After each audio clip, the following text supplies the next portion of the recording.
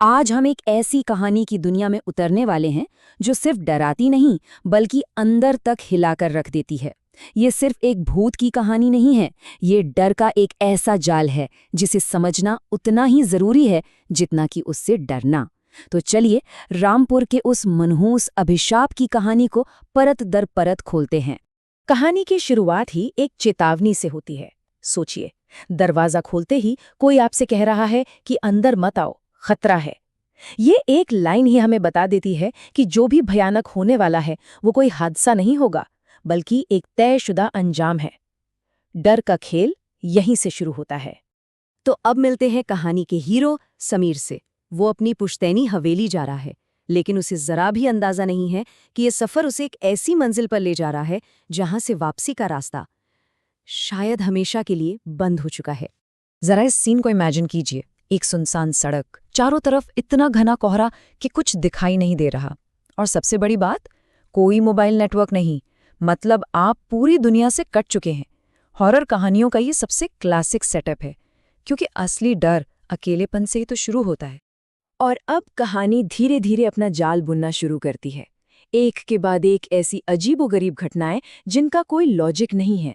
इन सब का मकसद सिर्फ एक है, समीर के दिमाग में शक और खौफ का वो पहला बीज बोना जो आगे चलकर एक बहुत बड़ा तूफान लाने वाला है। अभी तक का डर तो बस एक ट्रेलर था। सफर का अनजाना खौफ अब पीछे छूट चुका है। हवेली के दरवाजे खुल गए हैं और असली खेल तो अब शुरू होगा। अंदर जो इंतजार कर रहा है वो किसी के भी होश उड़ा सकता है। और ये है वो नियम जो टूटने के लिए ही बना है। हॉरर कहानियों का ये एक क्लासिक फॉर्मूला है ना, एक लक्ष्मण रेखा खींच दी जाती है और फिर बस इंतजार होता है कि किरदार उसे कब पार करेगा, क्योंकि डर के इस खेल में नियम तोड़ने वाला ही शिकार बनता है। और फिर वो हुआ जिसकी किसी ने कल्पना भी नहीं की थी।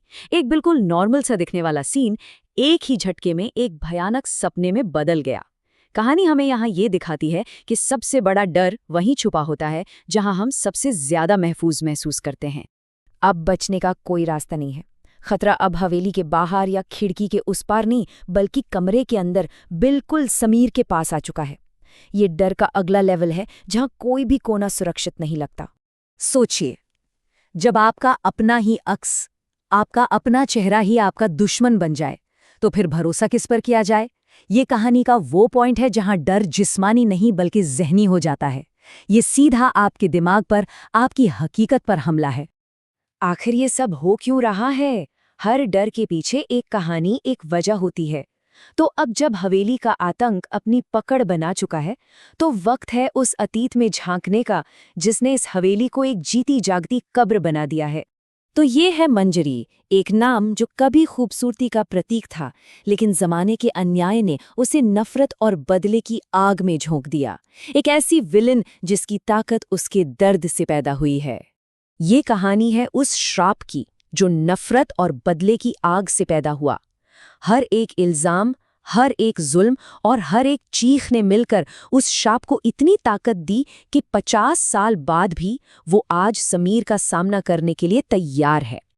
अब कहानी में एक ऐसा ट्विस्ट आने वाला है जो सब कुछ बदल कर रख देगा, क्योंकि जिस एक इंसान पर समीर को सबसे ज्यादा भरोसा है, वो ही सबसे बड़ा धोखा निकलेगा। ये इस कहानी का सबसे खतरनाक मोड़ है। सवाल ये है कि हरिया काका आखिर गए कहाँ? क्या वो सच में समीर को बचाने के लिए कोई ताबीज लेने गए थे, या फिर ये भी किसी बड़ी और खतरनाक चाल का हिस्सा था? यहाँ आकर सस्पेंस इतना बढ़ जाता है कि हर साई पर शक होने लगता है। और फिर अंधेरे से जो साया बाहर निकला, उसके पैर पीछे की तरफ मुड़े हुए थे। हमारी लोक कथाओं में ये एक बुरी आत्मा, एक पिशाच की पहचान होती है। ये कोई इंसान नहीं हो सकता। मतलब साफ था, ये हरिया काका नहीं है। और फिर वो सच सामने आया जिसने समीर के पैरों तले से जमीन खींच ली। ये लाइन सिर्फ एक धोखे का पर्दाफाश नहीं करती, ये दिखाती है कि मंजरी की आत्मा कितनी बेरहम और ताकतवर है। उम्मीद की जो एक आखिरी किरण थी, वो भी बुझ चुकी थी। अब भागने के सारे रास्ते बंद हैं। एक तरफ है डरा हुआ अकेला समीर और दूसरी तरफ है 50 साल पुरानी नफरत की वो आग। अब ये सिर्फ जान बचाने की नहीं, बल्कि अपनी रूह को बचाने की आखिरी लड़ाई है। ये सिर्फ एक लड़ाई नहीं, एक दिमागी खेल है। मंजरी चालाक है, वो जानती है कि इंसान का सबसे बड़ा हथियार या कमजोरी डर नहीं बल्कि प्यार होता है।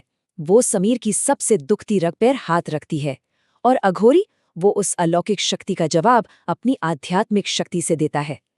तो क्या कहानी यहाँ खत्म हो गई? समीर बच गया? नहीं। हॉरर की सबसे बड़ी सच्चाई यही है कि कुछ साए कभी पीछा नहीं छोड़ते। किसी जगह से बच निकलना एक बात है, और उस डर से आज़ाद हो जाना बिल्कुल दूसरी। सुबह होती है, पर रात के निशान अभी बाकी हैं। गर्दन पर वो काले निशान इस बात का सबूत है कि जो भी हुआ वो कोई बुरा सपना नहीं था, वो हकीकत थी। और हवेली की खिड़की से मंजरी की वो मुस्कुराहट, मानो कह रही हो ये खेल अभी खत्म नहीं हुआ है। समीर उस हवेली से तो निकल आया, लेकिन वो हवेली वो कभी समीर के अंदर से नहीं निकल पाई। आईना अब सिर्फ चेहरा नहीं दिखाता, बल्कि उस रात की खौफनाक यादें भी दिखाता है। वो डर अब उसकी परछाई बन चुका है। और कभी कभी उसे आईने में अपनी जगह मंजरी का चेहरा दिखता है, एक चेहरा जो उसे हर पल याद दिलाता है कि वो अब कभी अकेला नहीं है। मंजरी की परछाई अब हमेशा के लिए उसके साथ है। तो आखिरी सवाल यही उठता है कि क्या समीर सच में उस रात बच पाया, या ये उस कहानी का अंत नहीं बल्कि एक नई और ज्यादा भयानक कहानी की शुरुआत थी? इसका जवाब शायद किसी के पास नहीं है।